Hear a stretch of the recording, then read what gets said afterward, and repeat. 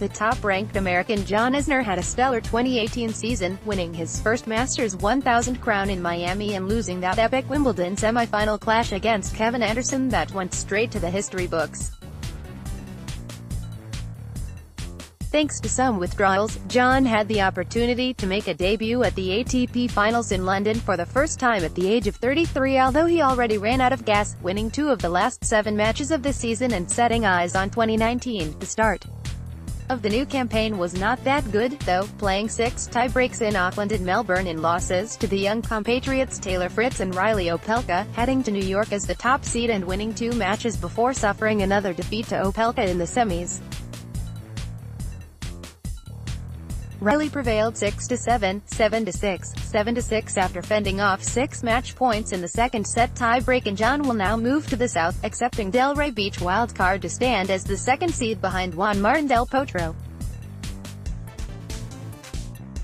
In an interview for the USOpen.org in New York, John spoke about his 2018 season, fatherhood, New York Open, playing on a high level after turning 30 and goals for 2019. "I really enjoy being in New York. It's absolutely beautiful here on Long Island. This arena is amazing, as well. For me, I relish playing tournaments in America, and now here we are in New York. This is the second year of the tournament, so obviously I love it. Of course, it's a bit different than the US Open. We're not in the city, we're here on beautiful Long Island, but for me, I really enjoy it.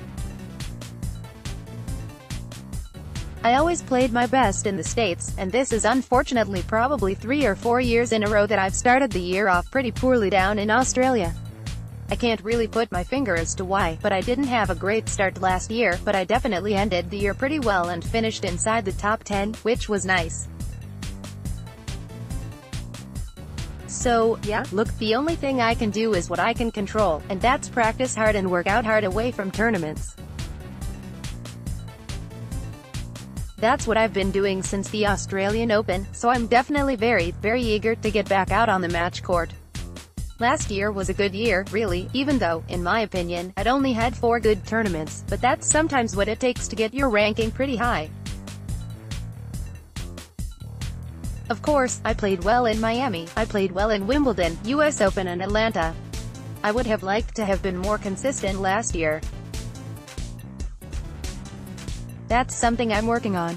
Now that I've finished inside the top 10, even though I'm 33, and turning 34 in April, I still physically feel great. I'm healthy. I'm right now as healthy as I've ever been. Nothing's bothering me, which has been good. I think that's a testament to working hard off the court and doing all the right things off the court. There's a very good chance I'm going to lose some points from Miami unless I win it again, so there's no pressure of defending the points. I think when I was younger, I would have felt pressure with that, but I've done a lot of good things, and your ranking is going to fluctuate a lot.